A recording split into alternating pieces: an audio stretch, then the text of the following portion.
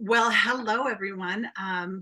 Thank you for joining us. This is Her Time. I'm Regina. We have Rosie, wave, Rosie. Then we have Casey, and then we have Jeanette.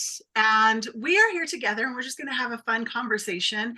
If you've seen any of our episodes before, you know that we just like to get together, have a good conversation, drop some truth bombs, and get you thinking about how you could talk to your friends. And so one of the big things right now that is on my mind that I've been talking a lot about is my marriage, my wedding. Like, I'm actually engaged. And if you've been watching us for the past 2 years, you've known that I'm in my 50s. I'm 51 and I'll be getting married next month. So found the love of my life, but it doesn't mean, I've been divorced, or I've been single for 25 years, and I am not an expert on marriage in any way. And so I just wanted this episode to just be a quick little episode about just questions that I have for, what I might be looking forward to, what advice they might have, my friends might have for me, and just have a quick conversation about some of those things, because it's just forefront in my mind, and might as well do an episode where you're going to really see how we talk to each other. So I have a couple of questions. Mawage, never seen Princess Bride, is what brings us here together today. So I just want to ask each one of you. You can answer if you want. You don't have to if you don't want. But all of you have been through the being married with teenagers, right? Mm-hmm. I happen to have two teenagers, and being married with teenagers, there's sweet things about it and there's hard things about it. Tell me what it's like for you to be married with teenagers.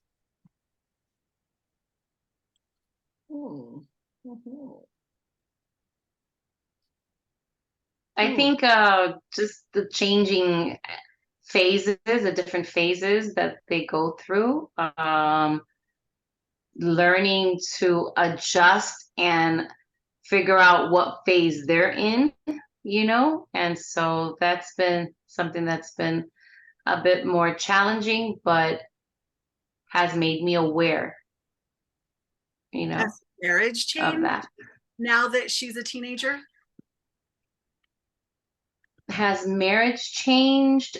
I think marriage is constantly changing. There's always something happening in your life. I think for us, our focus was more on her, and then on us. There came a point where our attention was given pretty much all to her, and we kind of neglected us. So it was we needed to go back to us. So it did. Mm-hmm. With Reek and I, one of the things that had to be really intentional when the girls were in adolescence was our communication with each other. We had to continually be on top of what was going on. Our girls were 4.5 years apart. So we had one beginning teenage years, and we had another one at the latter part of teenage years. So that in itself was different for them. But for us, it had to be, we really have to stay up on top of letting each other know where we are, and whatever it was that we knew about the girls and the decisions, and being unified in those decisions and how we communicated with them. So in terms of marriage, communication is always a priority. However, we really found it necessary to stay in touch with each other and communicating how we were raising the girls. Yeah. I agree with all of them. I concur. So then what has gotten sweeter in your marriage with time, Jeanette? You know, Regina, I was thinking, not to disqualify Daisy or Rosie at all, but you and I have a little bit of a similar story in the sense of I was a single mom and then got remarried and there were children involved, so so we have that in common. Um, and so, becoming a blended family type of thing, that's something that um, I'm not answering your question right now, so I will get to it though, I promise. But I wanted to just say how, as far as getting sweeter, what has gotten sweeter now, I, when we first got married, kind of like what Rosie was saying, everything was about the kids. And yet at the same time, we were newlyweds. So we were like still getting to know each other. And we had not dated very long and we had gotten married like within, like, I didn't even know him a full year when we got married. And so uh everything though was about our kids. We had 3 kids and it was just like, then we moved to another state. I mean, it was like just everything you can think of to throw together. And then, hey, you're married and you need to live in harmony and and all of that. But so through the years, we were getting to know each other and getting to know our parenting styles and our discipline styles or whatever, and or just different things, right? And so what has gotten sweeter is that we finally know each other. No, what I was gonna say though, no, is that we know each other to the point of like we can be more relaxed.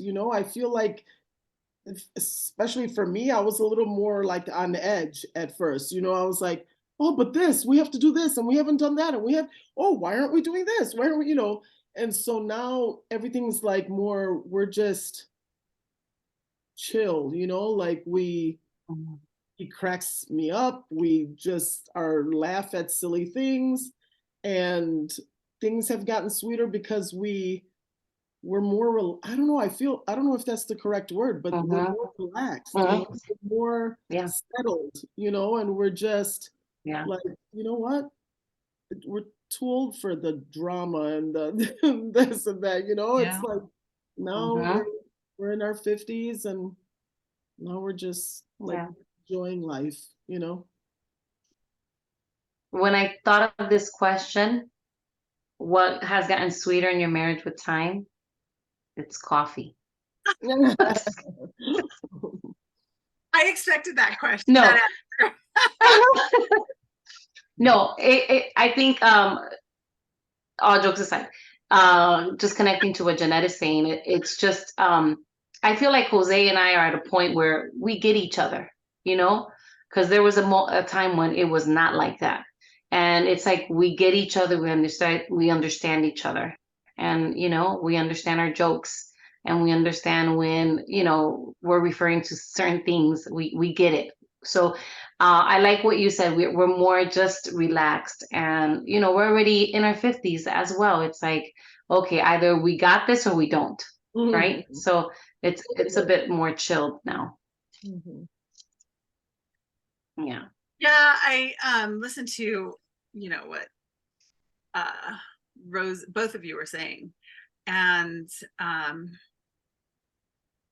kids make a difference, right? I mean, we love them and we, enjoy having them and everything. But yeah, kids make a difference when it comes to marriage. I mean, I'm excited about that, but at the same time, I mean, we're not having any more kids, Lord Jesus.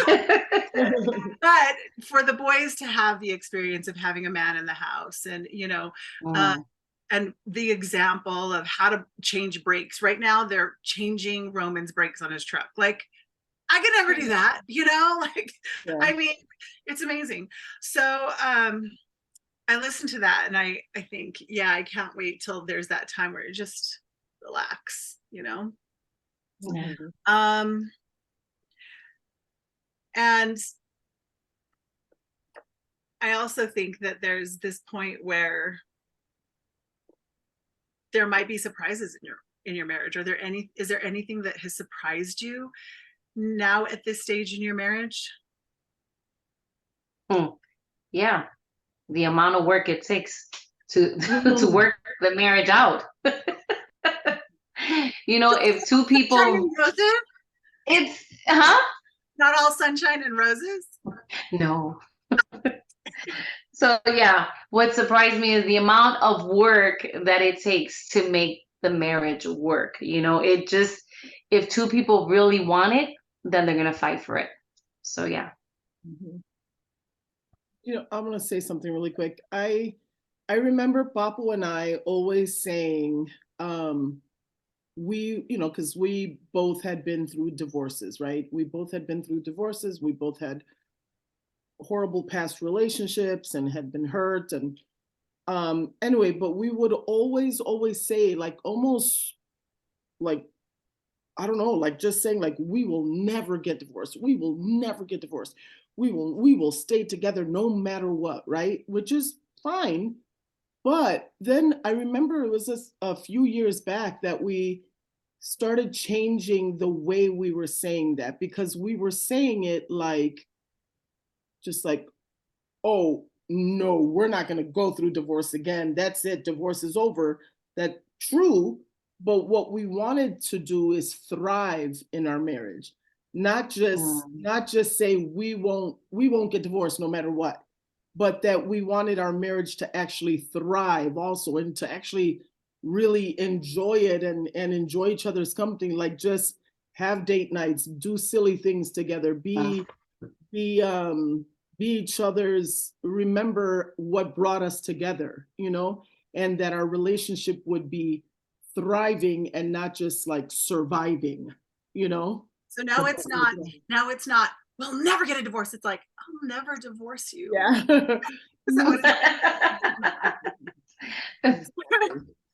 You have to thrive, not just survive, basically. Good. Yeah. That's good. So we haven't heard from Daisy. She is married, by the way. I am married.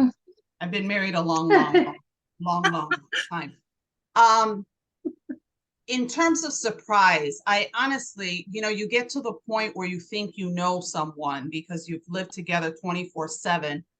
And I remember going into when our girls were getting married and thinking, oh my gosh, I'm going to be left alone with this man again. So the focus on the kids is not there. However, in terms of surprise, it's been honestly becoming grandparents. There is a facet of my husband that I did not realize existed.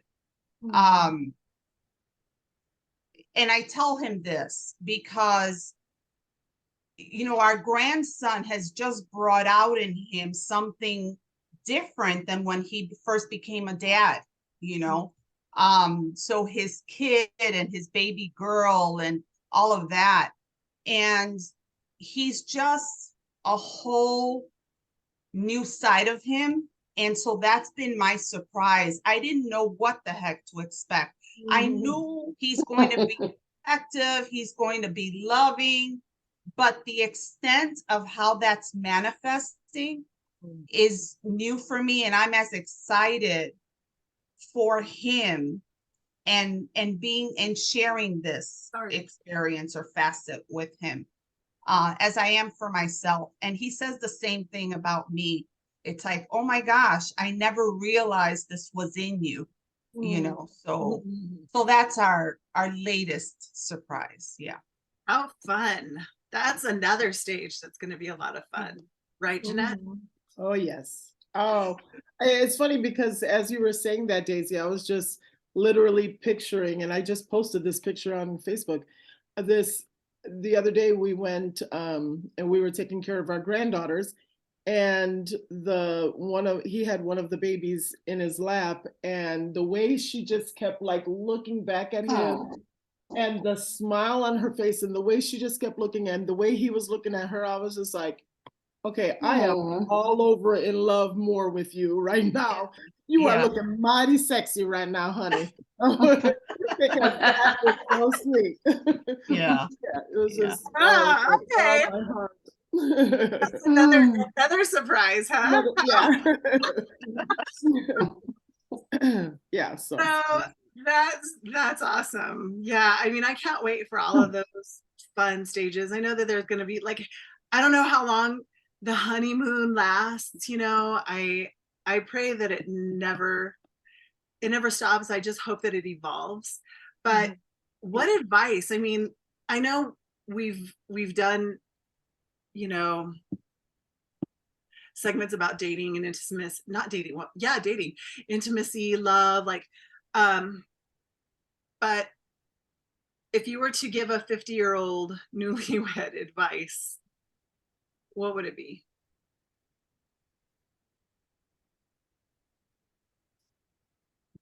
I Lower your, sorry. go ahead. I don't know if this is different for a 50-year-old than it would be for somebody younger, but I think just like don't sweat the small stuff, you know? Like, ya yo estoy vieja pa eso, ya, you know, like don't do all of that. You know what I'm saying? Like just Time for that. yeah, exactly. Ain't nobody got time for that. Just to not sweat the small stuff and to like, you know, you have found the love of your life, Regina, at 51 years old, and you're entering into an amazing time of your life, right? And so like anything that's like minor is like, who cares? Like just whatever. You know, we'll talk about it. Yeah, we'll, you know, discuss it or something so that it doesn't become major. but you know, like nothing to like cause any like, oh man, that was rough. You know, just enjoy each other and don't sweat the small stuff. I like that. Yeah, I would have to say lower your expectations and make known your expectations. Right? Make known your expectations and leave the past behind. Leave it at the altar. So if there's one thing is, you know, don't go in with these expectations where, you know, you think he has to meet these certain things and he doesn't. So just lower your expectations and you're going to save yourself a lot of grief. And make your expectations known. Let him know. Like if you're expecting something, let him know. Communicate that with him, because, you know, they're not going to know. He's not going to be able to read your mind. So you have to verbalize what you want, what you need from him. So, yeah. I think one of the things that I think about with people who are getting married later in life is that you're starting from a different platform. You're not 24 years old. You're not dealing with acne. You're not dealing with those same things, physical things, sexual things that 25-year-olds have to deal with. There isn't fear of getting pregnant. There isn't a financial instability unknown. Always remember that you've started ahead of the game. People who have been married before really start their next marriage ahead of the game because there are things that they know that they didn't know for the first marriage. So realizing that and just being grateful for that, starting with the idea that, hey, we've got this. We've learned enough lessons in our life where we know the pitfalls to avoid. So appreciating that going forward, this is going to be fun. This is going to be so enjoyable because you don't have to, there are so many things you've already checked off that list, you know, so enjoy it. Yeah, that's awesome. Thank you. Yeah, because I did hear somebody say, you're not starting over. You're starting a new chapter. You know, it's not a new book. It's just a new chapter. You know, you already know how to take care of yourself. You already know, but you have someone that you can do it together with, you know, and, Yeah. and have you have a partner now. And I love that because I always thought that I was fine, you know, because I had plenty of friends. I had plenty of people around me, my family. I had great family, great friends, and I never felt lonely up until about last year. And last year, I still didn't feel lonely. I was just tired. I was just tired of being alone. I knew my boys were going to grow up and move out of the house. They were already doing their own things, being teenagers, you know. They were, you know, working or with their friends at school and whatever. And I was like, I'm just tired of doing it alone, you know. And I don't think I had ever voiced it to the Lord until last year. And I think that when he did that, he started to pull people out of my life so that he could bring the right person in when I needed him. So I'm excited. And I thank you so much, especially the three of you, for